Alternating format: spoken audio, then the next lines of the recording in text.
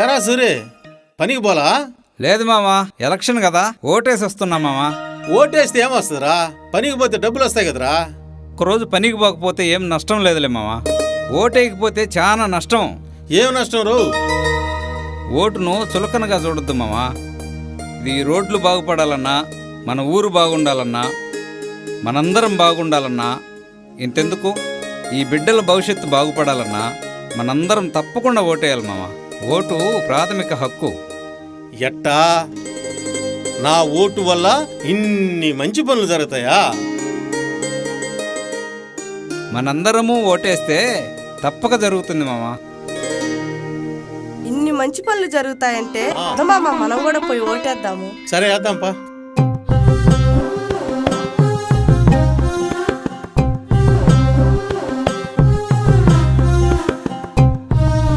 నానా నానా ఓటేసేవా? లేదమ్మా. నా భవిష్యత్ కోసం ఓటేయ్ నానా. నీకోసం ఓటు తప్పక వేస్తానమ్మా.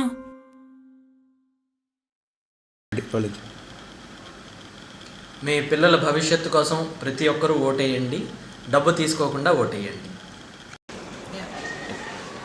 మే 7వ తారీఖు నెల్లూరు జిల్లాలో ప్రతి ఒక్కరూ ఓటు వేయాలని కోరుతున్నాను.